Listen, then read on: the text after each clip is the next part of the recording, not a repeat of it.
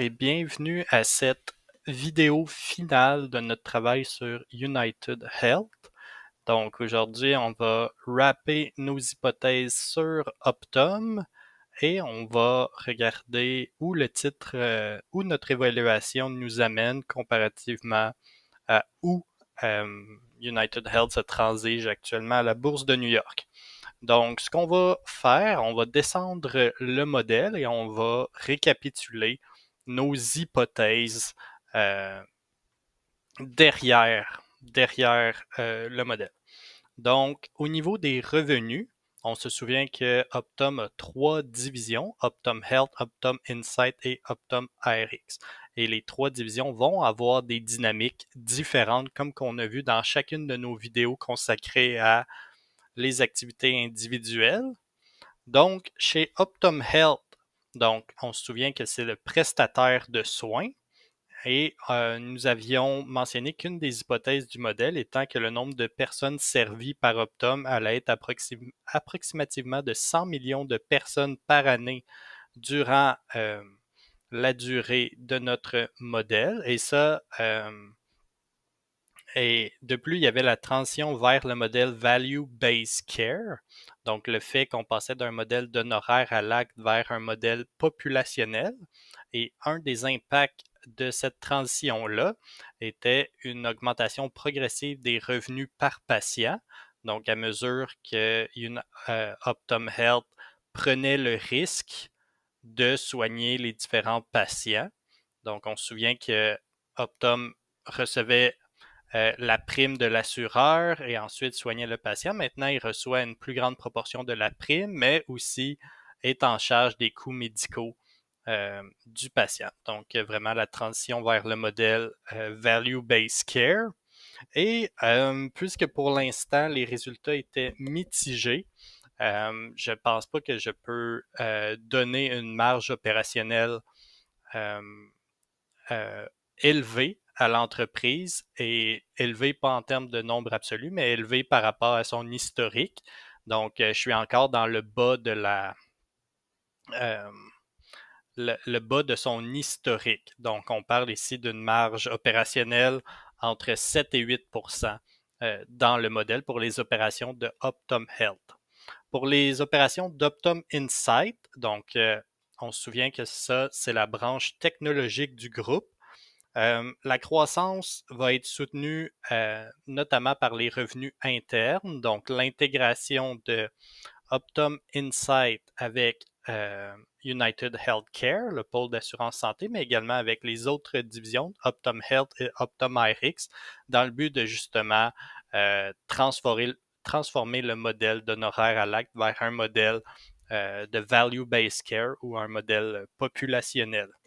Euh, la, Toutefois, on avait vu qu'un des événements les plus importants qui s'est produit avec cette division-là au cours des dernières années, ça a été la cyberattaque chez Change Healthcare qui a causé des sorties de fonds importants.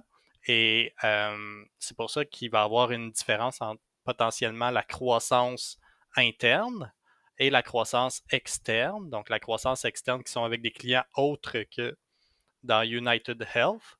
Euh, Au niveau de la croissance interne, on parle de quelque chose autour de 10% par année et la croissance externe va être plus autour de 4 à 6%, puisque l'intégration de la technologie dans le système de santé, c'est quand même une tendance qui est importante. Et un des points importants chez Optum Insight dans notre modèle, c'est le fait qu'on pourrait constater une reprise partielle des marges de la marge opérationnelle post-cyberattaque. On se souvient que lorsque, en 2004, la cyberattaque a causé des sorties d'argent, ce qui a fait en sorte que la marge opérationnelle de Optum Insight a chuté à environ 16%, alors que historiquement, elle avait un historique entre 20 et 22,5%. Donc, dans notre modèle, on assume une reprise partielle de la marge opérationnelle de 16,5% jusqu'à 21% sur 3 ans. Donc, une intégration, une reprise partielle.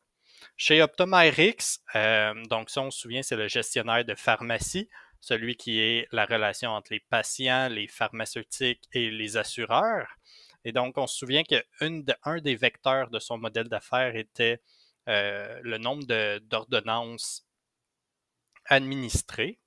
Donc, ça, c'est quand même une tendance séculaire, donc l'évolution naturelle des ordonnances reliées au vieillissement de la population, mais va être contrebalancée par la modernisation du modèle. Comme qu'on a vu, il y a différentes couches de frais dans le but d'assurer une transparence qui vont disparaître, et c'était une forme de rémunération importante pour cette division-là, et donc ça va avoir un impact assez négatif dans les prochaines années. C'est pour ça que vous pouvez voir ce que j'ai à l'écran en gris, les revenus externes et même internes de OptumRx demeurent sensiblement inchangés.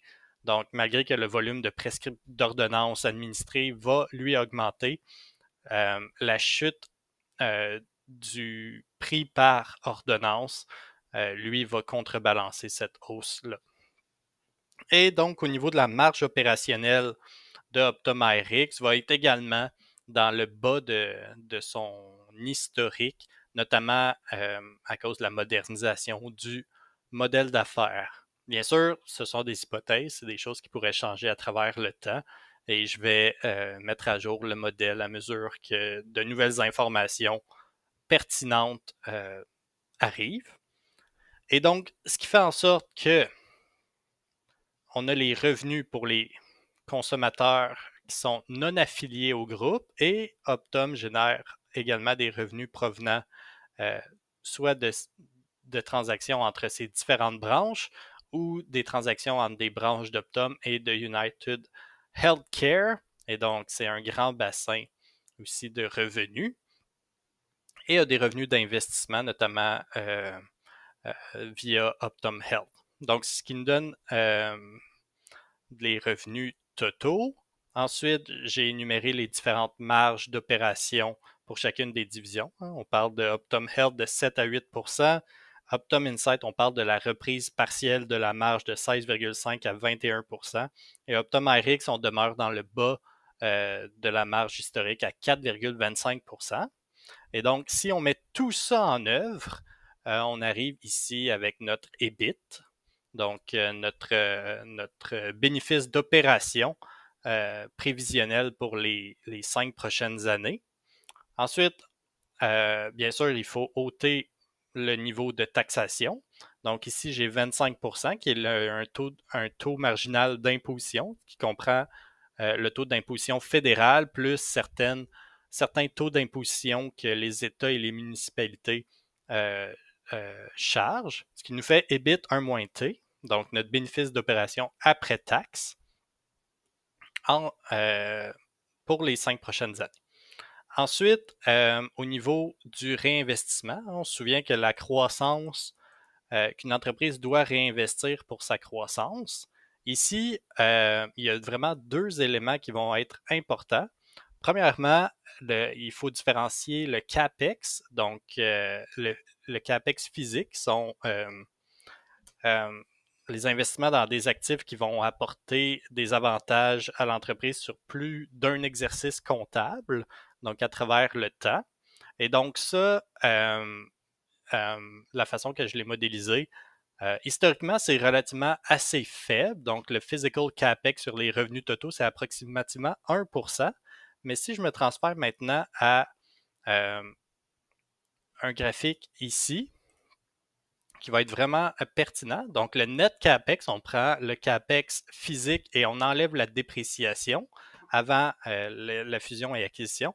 On se rend compte que la dépréciation est plus forte que le CAPEX en général, ce qui fait en sorte que de la façon qu'on peut le conceptualiser, c'est pas vraiment une entreprise qui réinvestit. Donc, dans le sens, elle réinvestit pour maintenir ses opérations, mais c'est pas une compagnie qui investit pour de la croissance.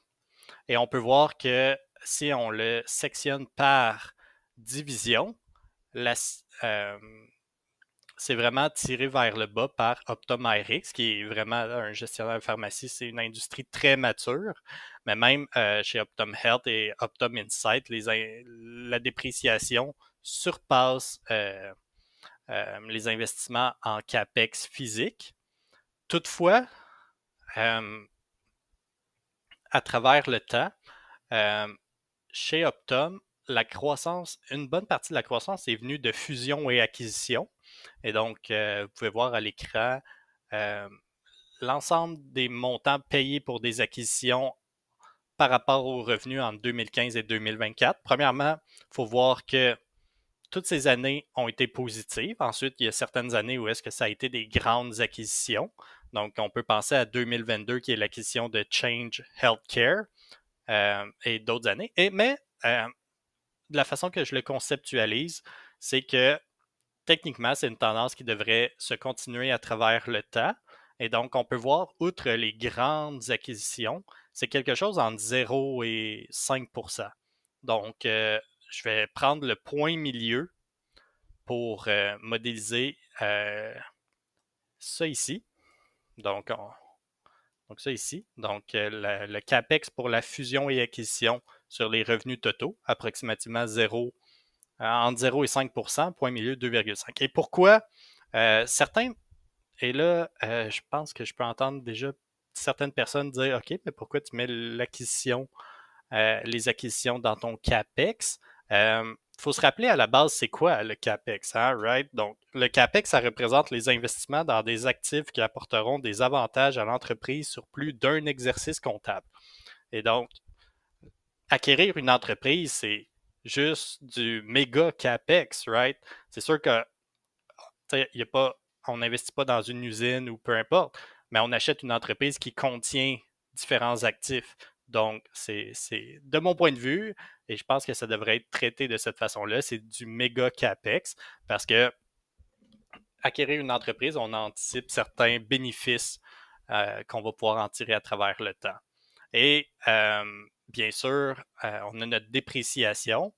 Et au niveau des acquisitions, de la façon que je le traite, c'est que puisque je pense que les bénéfices d'une acquisition peuvent prendre un certain temps, je vais déprécier ce CAPEX-là sur une certaine période. Ici, j'ai utilisé 5 ans. Vous auriez pu utiliser 3, 4, 5, 8, 10, dépendamment du secteur. J'ai utilisé 5. Et donc, c'est pour ça que vous pouvez voir un amortissement des acquisitions sur la différente période. Donc, ce qui nous donne notre net CAPEX, on voit que c'est positif. Ça veut dire que la dépréciation continue d'être supérieure euh, au, au physical CAPEX et euh, à l'argent payé pour des acquisitions. Et ça va être légèrement contrebalancé par les changements dans le fonds de roulement, qui est historiquement à 0,5 des revenus totaux. Donc, une sortie d'argent ici. Ce qui va nous amener nos flux de trésorerie libres à l'entreprise. Ensuite, on veut juger à quel point ces flux de trésorerie-là sont risqués. L'enjeu ici, c'était que chez Optum, on a 3 divisions qui sont dans 3 segments de marché différents. Donc, pour avoir un coût du capital, j'ai utilisé une certaine façon de le transformer. Donc le EV to Sell m'a servi à comprendre la valorisation qui est associée aux différents types de composantes qui sont dans Optum. Donc, et ensuite, je l'ai transformé vers un coût du capital.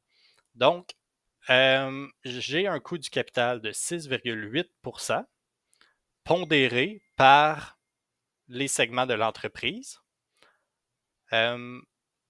Et mon coût du capital pour la période va également augmenter de 6,8 à 8%, notamment parce qu'on a la transformation du modèle d'affaires d'honoraires à l'acte vers le Value-Based Care. Et si vous me permettez, on va retourner sur cette diapo où on voit que à mesure qu'on passe vers un modèle de Value-Based Care, c'est le prestataire de soins qui va avoir un plus grand risque, va recevoir une plus grande partie de la prime, mais va être en charge des coûts médicaux des patients. Et donc, ça augmente, de mon point de vue, le risque que Optum va supporter à travers le temps. Et c'est comme ça que j'intègre ce risque additionnel dans le groupe. Et donc, lorsqu'on actualise l'ensemble de ces cash flows-là à la valeur actuelle d'aujourd'hui, on obtient une valeur des actifs opérationnels de 67,5 milliards et on a également notre valeur terminale. Donc, les éléments les plus importants de notre valeur terminale vont être, premièrement, le réinvestissement nécessaire à long terme, d'environ 10%. Ça s'explique notamment parce que United Health et même Optum, dans ce cas-ci, est relativement mature, right? Que ce soit avec son gestionnaire de pharmacie ou son prestataire de soins. Ensuite, le taux d'actualisation qu'on va utiliser, notre R, va être 8%, donc notamment parce que la transformation du modèle d'affaires d'Optum vers le Value-Based Care, de mon point de vue, crée un risque additionnel à long terme pour l'entreprise et notre taux de croissance va être à long terme va être de 1,5%. Et ça, on peut l'expliquer par, premièrement, notre réinvestissement fois notre retour sur investissement. Le 15% est environ la moyenne des différentes divisions. J'ai calculé des proxy ROC pour chacune des divisions et c'était autour de 15%. Donc, réinvestit très bien le capital. Et donc, si on fait 15% fois 10%, ça égale 1,5%. On peut supposer que c'est notre croissance à long terme, et en même temps, c'est inférieur au taux sans risque. Donc, le taux sans risque qu'on utilise pour plafonner notre modèle. Donc, pour ça, c'est parfait. Ce qui nous donne une... et ensuite, on soustrait la partie de la dette de United Health qui appartient à Optum. J'ai utilisé la valeur des actifs de Optum sur la valeur des actifs de United Health et on ajoute le cash via la même méthodologie. Et si Optum opérait de façon indépendante, donc si ce n'était pas relié à United Health, j'aurais une valorisation de 267 milliards de dollars. Mais là, l'enjeu, c'est qu'une bonne partie des revenus d'Optum proviennent de son intégration dans United Health avec United Healthcare, le pôle d'assurance santé. Donc, environ 60% de Optum est relié à United Healthcare.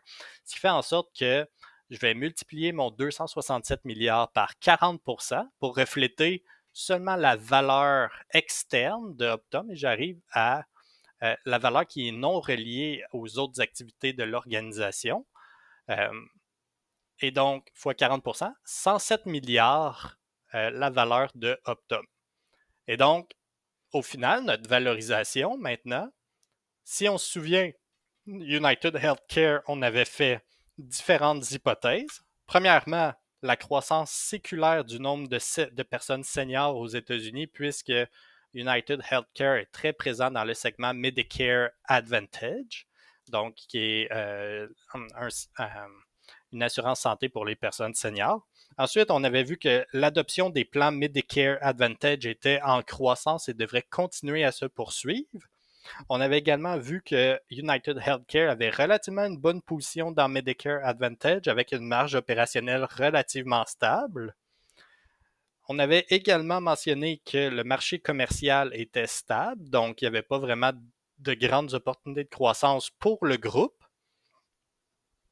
et qu'il y allait avoir un resserrement du cadre réglementaire, notamment avec le One Big Beautiful Bill, qui allait imposer des contraintes supplémentaires sur Medicaid. Donc, tout ça nous amenait à une valorisation de 259 milliards de dollars, auquel on ajoute notre valorisation aujourd'hui d'Optum de 107 milliards, ce qui nous amène à une valorisation totale du groupe à 366 milliards de dollars. Ensuite, actuellement, il y a un nombre moyen pondéré dilué d'actions ordinaires en circulation de 918 millions en fonction du dernier trimestre. Et lorsqu'on divise l'un par l'autre, on obtient une valorisation par action de 399 dollars. Ensuite, le prix actuel étant de 311 dollars, ça nous donne une opportunité potentielle de upside selon nos hypothèses, encore peut-être que nos hypothèses vont être erronées, de 28,2%. La couverture à Wall Street, selon 28 analystes, est de 364 dollars par action, donc quand même un upside de 17%. Donc, il semble que mes hypothèses ou ma valorisation soit légèrement plus optimiste que Wall Street. Donc c'est pas bien ou mal, c'est simplement la réalité. Et donc, euh, et donc, et donc voilà, ça complète notre évaluation du groupe. Euh, juste pour mentionner en quittant que on a fait beaucoup d'hypothèses dans le cadre de ce groupe. C'est fort probable que toutes nos hypothèses ne se réaliseront pas. Toutefois, on a fait le travail. Je pense qu'à la fin de ces vidéos-là, on est en mesure de bien comprendre les différentes dynamiques de United Health. On a utilisé les bons principes, on a actualisé la valeur de nos flux de trésorerie futurs, et donc on arrive à une valorisation d'environ 400 $ par action. Donc, merci d'avoir été là, et on se retrouve dans une prochaine vidéo qui, j'espère, va vous intéresser encore une fois. Donc, sur ce, merci et à bientôt. Et si vous avez des commentaires, n'hésitez pas à m'écrire sur les différentes plateformes. À bientôt. Bye bye.